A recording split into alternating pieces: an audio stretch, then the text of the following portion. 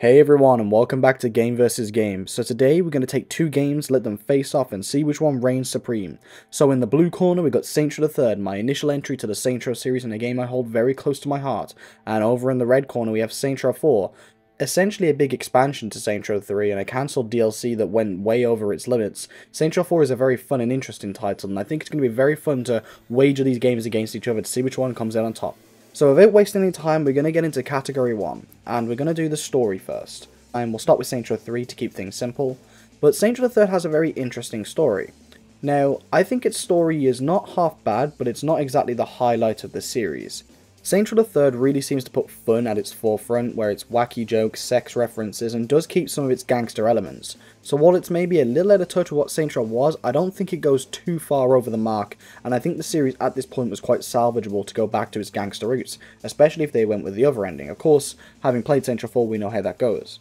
I think the characters are half decent, however some do come off as quite annoying. In specific, I'm talking about Angel and maybe Zemos if you've got a bit of a headache. But despite that, I think it's still pretty fun, and I think the characters aren't all bad, and they do have some character. And the mission structure isn't half bad either. Very unique missions, and despite them being littered with random activity missions which will knock a few points off, it's very repetitive, the actual missions in the game are quite fun and unique. You have Deckers.die and Murder Brawl, and even Stag Party, which I think is a very fun mission. I have to say, I quite enjoy what Saints Row 3 has to offer, and if I was going to rank its story out of 10, which we will, I'm going to give it a 6.5. Not half bad, but it's not the highlight of the series. So next up we have Saints Row 4 story. Now Saints Row 4 story is not all bad, but it's very different to what Saints Row is. So we drop pretty much all the gangster elements and it becomes a sci-fi game, which I'm honestly going to knock some points off just for it being that. I think that if you completely change up on your series, then there's a big issue. And while Saints Row the Third definitely does it to a degree, this goes way off the deep end beyond salvage. But I do not think it's all bad. I think Zinyak is probably the best villain in the series. Very charismatic, very well wrote, and you do hate him throughout the game, which is what any good antagonist should be. I think its mission structure once again is quite fun, however I do find them slightly repetitive. But we do not have as many activities in the story. There's definitely still a few, but there's not as many activities. And what I do like is that some of the rewards for the missions aren't half bad either. You get some new weapons, you get some new skins, you get new everything basically for when you complete missions. So if I had to rank Saints Row 4 story out of 10, which again we will, I'm going to give it a 7. It's slightly better than the Third's because I do think it's unique, but at the same time if you're after the gangster element, you can enjoy Saints Row the Third a lot more even if it's not the most gangster game. So wow, that round was pretty close and I don't think the next round is going to be any different. Next up we have the map, and once again we'll start with Saints Row 3. So, Saints Row 3's map is definitely a step down from previous games in the series, but that's not the comparison we're making today. As itself and its standalone title, it's not half bad. The map you can have a decent amount of fun with. It's not got the worst colour palette in the world, it's not overly grey, it's not great. There's lots of branding around the map as well, which I do think adds a bit of charm to it. The interiors aren't awful, there's still a decent amount to go and mess around with, although I do think it's still lacking as a whole, but it's not that bad.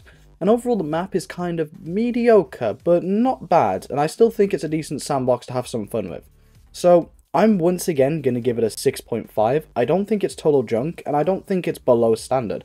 I think it's alright. I also don't think it's anything that's going to blow your socks off, but hey, it's not bad. So following that we have Saints Row 4's map. Now this one is basically the exact same, but we remove all interiors. And it also adds a nasty filter on top, and honestly, when it comes to the map, I think you could argue that Saints Row 4 is a better map because it has slightly more things to do, like the big towers. But for me, I much prefer the layout and colour palette of Saints Row 4. But as a whole, Saints Row 4's map is basically just Saints Row the Third's, with a nasty filter on top, and big towers with no interiors. So I'm going to give it a 6, and honestly, I'm kind of iffy about giving it a 5.5. We'll stick with 6. I don't think it's anything fantastic, and it will also put these games at a pretty level playing field, honestly. So, next up we have the gameplay, and as always, we'll start with Saints Row the Third. So, Saints Row the Third is probably, when it comes to the whole series, the most lacking in gameplay elements. We lose a lot from the old games, and we don't have the fun and wacky abilities of the later ones. Truthfully, it's a very bland, but still fun experience. I by no means think it's bad, but we're just missing critical things that other Saints Row games have had, and quite frankly, there's not a very good gameplay loop. I do, however, like that there are some diversions in the game, if not to the extent of previous titles. I like that the interiors, as I said, are well thought out and it makes the missions quite fun. I like that the combat was completely overhauled and made way more fun in my opinion. I like the new upgrade and perk system that the game has. It makes it super fun to level up and rank up and earn all these new abilities. And overall, I still think it's a very decent gameplay loop and worth playing. So I'm going to give it a 6.5 out of 10. I know that I've done this quite a lot, but I think it's a really fitting score for a lot of these categories. So then moving over to Saints Row 4, it's basically Saints Row 3 on crack. So you have superpowers now, super cool abilities, but we do lose a few things from the previous title. But overall, there's not too much to say about this. It keeps all of the good points of Saints Row 3 whilst adding abilities to mess around with, so I'm going to give it a 7.5. So next up we have customization. How do these games fare when it comes to creating and personalizing your character? So again with Saints Row 3, I don't think it's too bad, but we are missing features from previous titles. But I'm not going to harp on that too much because when it comes to creating a character, I actually like my Saints Row 3 and 4 characters a lot more than the previous titles, even though they have more features. I like the options displayed in Saints Row 3, and whilst I do think it's a little bare bones at times, I don't think it's half bad. There's plenty of choices and cosmetic changes you can make, and overall, I don't think it's too bad at all. I'm going to give it a 7.5 out of 10. So, with Saints Row 4, it's basically Saints Row 3's customization, but slightly better. So, there's more options, there's more things to mess with, we've got a pitch slider now, and honestly, there's just more to do with it, so there's not too much to talk about, but I'm going to give it an 8 out of 10. Now, I wasn't too sure whether to cover DLC, but it is a part of the game, and I think it definitely deserves its own category. So in Saints Row 3, I don't think the DLC is too bad, but it's not great either. So we have the Trouble with Clones DLC, which I think is the best of the bunch, and it's not half bad. It's a really cool little pack of missions that you can have some fun with. But then we have some of the other DLCs in the game, which honestly I'm not too thrilled with. They're kind of mid and kind of boring, and they're basically just filler content, and it basically reminds me of some of the missions I didn't like in the main story. So with one good pack and a couple okay packs, I'm not really going to harp on it too much. It is just DLC, but I do think more could have been done. So I'm going to give it a 7 out of 10, because that one good pack is pretty good, but the other two, I'm just not too into. Although I do have to say, the Alien one isn't half bad either. I just definitely prefer the Trouble with Clones one over the other two. So, moving on to Saints Row 4, there's only two packs for us to choose with here. We have Enter the Dominatrix and the Saints Save Christmas. Now, Enter the Dominatrix is my personal least favourite DLC pack in the entire series.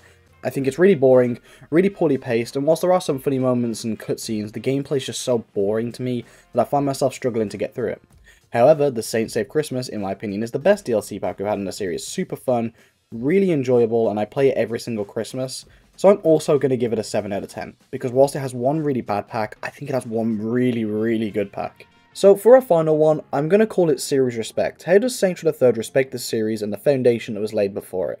Well, it does drastically change how the plot was going to go. We don't go after Dex, which is really what the foundation was laid up before it, and we have a huge tone shift, so you have to knock some points off it for that. However, I don't think it's completely unsalvageable. I still think it was at a point where we really could have recovered, and perhaps if we went with the bad ending of Saints Row 3, we could have had a really interesting plot going ahead. So overall, I guess I'd have to give it maybe a 4 out of 10. The fact it changed up the tone, changed up the humour, and basically didn't follow off what 2 had built up to, unfortunately it does knock a good amount of points off, and whilst I don't think it was completely unbearable, it was a bit of a disappointment to Saints Row fans. So moving on to Saints Row 4, this one's tricky because I should really give it a 1 out of 10 because it's nothing like the other Saints Rows. However, it does reference the other Saints Rows a lot and have a lot of nostalgic moments in it, like taking us back to Stillwater. So I'm pretty conflicted and I'm unsure what to really give it. So, as I said, it changes up the tone, it adds superpowers, it has nothing to do with the previous games. It is a totally different game, it goes from gangster to sci-fi. So, of course, that really isn't respecting the series whatsoever. But then we have people like Ben King, Tanya coming back, and it's like, man, it does respect the series, and it felt like a Saints Row love letter to those earlier games. So, I'm going to give it a 3. I think because it changed up everything, I can't give it above that, but I do think it earned some points back for just being respectful to what came before it, and really, you know, letting the Saints Row fans enjoy what came before it in a nostalgic love letter back to the community. So now that that's done, it's time to tally up the scores. So coming in first place with 38.5 out of 60 is Saints Row 4. Yeah, I think that as a Saints Row, it's definitely a worse game, but as a whole game, I think it's probably a better product. I think you get your money's worth more with that game than you do with Saints Row 3, which is only half a point behind at 38 out of 60. I promise I didn't plan any of that. I was so surprised at these scores that I went back and checked the math like 10 times, but apparently if I did the math right, it's only a half-point difference, which is crazy. I really expected Saints Row 4 to kind of sweep it up with having a better story, better customization, but apparently Saints Row the Third held in there nice and strong. So, let me know down below which of these games you prefer and why, and I really hope you enjoyed this video. It took forever to put together, so leave a like, comment, subscribe, all that boring stuff, and I will see you in the next video. Bye, everyone. The end. Question mark?